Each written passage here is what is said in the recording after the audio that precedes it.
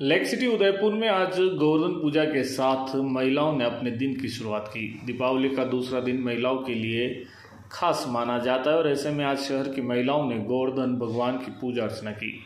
इस अवसर पर सुबह से ही घरों में गायों को सजाने का काम शुरू हुआ और बाद में हर घर के बाहर गोवर्धन पूजा की गई। खेखरे के पर्व के मौके पर उदयपुर के कृषि विज्ञान केंद्र स्थित गौशाला में उदयपुर के सबसे बड़े गोवर्धन को बनाया गया। करीब 30 फीट के गोवर्धन की पूजा की गई। बाद में गौशाला की गायों के साथ ग्वालों ने खेल खेला। ग्वालों द्वारा गायों के साथ पारंपरिक खेल खेलने के बाद उन्हें गौशाला से बाहर छोड़ा गया, जो गोबर से बने गोवर्धन के ऊपर से होते हुए गौशाला से बाहर निकली। कृषि विज्ञान केंद्र में करीब 150 गायों को गोवर्धन भगवान के ऊपर से निकाला गया। पारंपरिक रीति रिवाज के अनुसार गोवर्धन की पूजा करने के बाद गायों को गोवर्धन के ऊपर से निकाला जाता है। बरसों से चली आ रही इस परंपरा में महिलाओं की भूमिका महत्वपूर्ण रहती है। वहीं दूसरी ओर दीपावली के दूसरे दिनों लोगों ने अपने रिश्तेदारों के घर घर जाकर भी बधाइयां दी। कृषि विज्ञान केंद्र में आयोजित हुई इस परंपरा को देखने के लिए बड़ी तादाद में लोग परिवार सहित पहुंचे। जिसके भी बाहर मैं खड़ा हुआ हूँ, आप लोग यहाँ से ये गवर्नमेंट जो है जब इस गोवर्धन के ऊपर से जब निकलेगा तो ये एक बड़ा अद्भुत नज़ारा होता है, जो कुछ ही मिनटों बाद हमारे कुछ इंडिया न्यूज़ के दर्शकों तक हम ये पूरा नज़ारा जो है वो दिखाएंगे और ये बेहद खास है।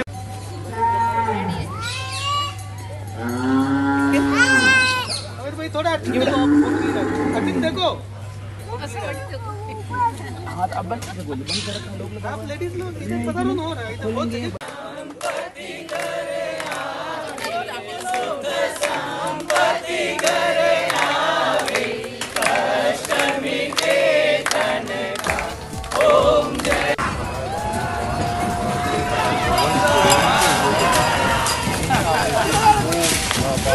वो बड़ी मजा है। अरे ज़्यादा पड़ी ये गोवर्धन को रौनते हुए जो गाय हैं वो गौशाला से बाहर निकल रही जो अंदर जो ग्वाले हैं वो लगातार गायों को रिझाते हुए देखे जा सकते हैं कि इस गोवर्धन को रिझा रहे हैं। बिल्कुल आज का दिन जो है वो बड़ा ही अद्भुत दिन है और गोवर्धन पूजा नववर्ष के वर्ष पर हम हमेशा जो है वो यहाँ पर कृषि विज्ञान केंद्र में आते हैं। कृषि विज्ञान केंद्र में जो हमारे ये त्यौहार है उसकी वैज्ञानिकता, इसकी सत्यता, उसके मूल्य को, इसके महत्व को समझाने की कवायद जो है वो प्रतिवर्ष की जाती है। और जिस तरीके से एक बड़ी रस्म जो होती है गोवर्धन गचरई की, गौ माता जो है अपने खुर से जो है वो गोवर्धन जी जो करीब 40 फीट के गोवर्धन जी है उन्हें गचरती है। ऐसी मान्यता भी है कि उनके खुर में जो है किसी प्रकार की बीमारी जो है वो नहीं लगती है। और साथ ही एक बड़ी परंपरा जो द्वापर युग से ही लगातार आज के दिन तक जो है वो चली आ रही है और प्रतिवर्ष इसका आयोजन जो है वो यहाँ पर होता है। मैं मेरे बच्चे के साथ यहाँ पर आता हूँ और मैं स्पेशल रूप से कृषि विज्ञान केंद्र का जो स्टाफ है, भटनागर जी, उनकी पूरे टीम जो है उनका मैं शुक्रगुजार हूँ कि एक पुरानी जो परंपरा है उसका निर्वहन यहाँ पे किया जाता है। साथ ही आने वाली जो पीढ़ी है उसको किस तरीके से रूबरू कराने की कोशिश जो है उनकी की जा रही है, क्योंकि हमारे त्यौहार जो है उनका महत्व जो है वो समझाने की कवायद है और निश्चित रूप से एक बड़ा प्रयास इनका है। मैं इन्हें भी बधाई जो है वो देता हूँ। आज ही के दिन द्वापर युग में जब इंद्र को अकारण अहंकार हो गया था कि वर्षा जो है वो सिर्फ मैं ही कर सकता हूँ, उसने पूरे ब्रिज पर जो है अपनी कोप बरसाया, पूरा पानी जो है वो कर दिया। तब वासुदेव श्री कृष्ण हमारे जननायक, हमारे लोकनायक ने अपनी युवा परिषद के साथ मिलकर सबको इकट्ठा कर और इंद्र के अकारण अहंकार को तोड़ने के लिए अपनी कनिष्ठिका उंगली के ऊपर जो है वो गोवर्धन पर्वत को धारण किया और करीब 7 दिन तक डिजास्टर मैनेजमेंट वहां पर संभाला, पशुधन जनधन सबकी सुरक्षा जो है वो वहां पर की। और ये त्योहार जो हमें कहीं ना कहीं प्रेरणा भी देता है कि जब जो सत्ता के अंदर जो बैठे हुए अहंकारी इंद्र है उनका घमंड जो है वो चकनाचूर करने के लिए युवाओं की जिम्मेदारी है, जो अपने सामर्थ्य की कनिष्ठिका पर जो है कह सकते हैं कि ये धारण करे, उसके ऊपर जो है सामर्थ्य की कनिष्ठता के ऊपर जो है वो अपनी जिम्मेदारी को, टास्क को जो है धारण करके और इस तरह के जो इंद्र है उनके अहंकार को चकनाचूर जो है वो करे। इसके अलावा अन्नकूट का भी एक विशेष महत्व है। 7 दिन तक भगवान कृष्ण ने भूखे रहकर जब ब्रिजवासियों को इंद्र के प्रकोप से बचाया, तो उसी के तहत जो है जब भगवान श्री कृष्ण भूखे रहे तो गोपियां बड़ी प्रसन्न हुई उनके ऊपर कि भगवान कृष्ण ने उनकी 7 दिन तक अथक मेहनत के बाद उन्हें जो है इंद्र के कोप से रक्षा दिलाई है। तो गोपियां जो है वो काफी प्रसन्न हुई। तो कृष्ण ने भी जब उनसे कहा कि मैं 7 दिन से भूखा रुका हूँ तो गोपियाँ जो है वो अलग अलग अपने घर से व्यंजन जो है वो बनाकर लाई और कृष्ण को भोग जो है वो धारण कराया। माँ यशोदा जो है वो कृष्ण को 8 पहर में अलग अलग भोग जो है वो धराती थी, भोजन जो है वो कराती थी। तो गोपियों ने 7 दिन के हिसाब से 8 से जब उसको गुना किया तो 56 भोग जो है उस समय हुए। तो 56 तरह के व्यंजनों का भोग जो है वो कहीं न कहीं कृष्ण को उस समय लगाया। उस समय की मान्यता जो है अन्नकूट को लेकर दोनों को एक बार पुनः आप सभी को पुरुषार्थ पर्व पर्वत पर्व जो है गोवर्धन पूजा उसकी ढेर सारी शुभकामनाएं, बधाई।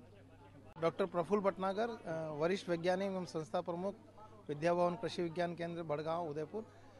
1984 में ये डेयरी की स्थापना हुई थी, जब हमने 10 गायों से ये डेयरी शुरू की थी और आज हमारे पास में 100 प्लस 78 मतलब कुल 178 की ये डेयरी है, यूनिट है।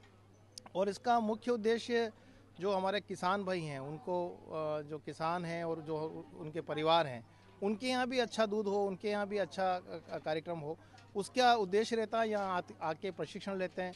हमारे बहुत सारे पशु चिकित्सक जो हमारे LS हैं, पशु धन सहायक हैं, वो भी यहाँ आके प्रशिक्षण लेते हैं और ये साल भर हमारा ये कार्यक्रम चलता रहता है। तो इस डेयरी का जो मुख्य उद्देश्य वो जो दूध उत्पादन नहीं है, ये एक तरह से प्रशिक्षण के लिए डेयरी है और वैसा ही किसान अपने खेतों में जाके करे, अपने घर पे जाके करे, ये हमारा उद्देश्य है।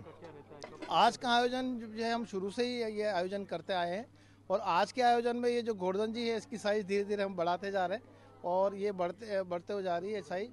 और इसमें ये रहता है कि एक हमारे यहाँ जो परिवार है, जो गुजर परिवार है, इनकी परंपरा भी है और ये सब लोग जो काम करते हैं सब गुजर हैं यहाँ पे, तो वो इस त्यौहार को बहुत ज़्यादा हर्षोल्लास से मनाते हैं और बहुत ज़्यादा उनमें एक वो रहती है, इनसे उनमें एक नई एनर्जी आती है, एक ऊर्जा आती है उनमें काम करने की।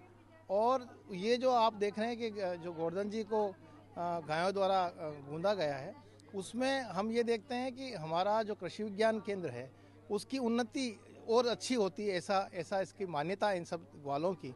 और इनकी मान्यता को मानते हुए हम लोग ये कार्यक्रम यहाँ करते हैं ताकि ये इनको एक ऊर्जा इनमें आवे कि हम इस साल भी गोवर्धन जी ने बहुत अच्छा किया है तो हम भी उत्पादन जो है अधिक से अधिक करेंगे।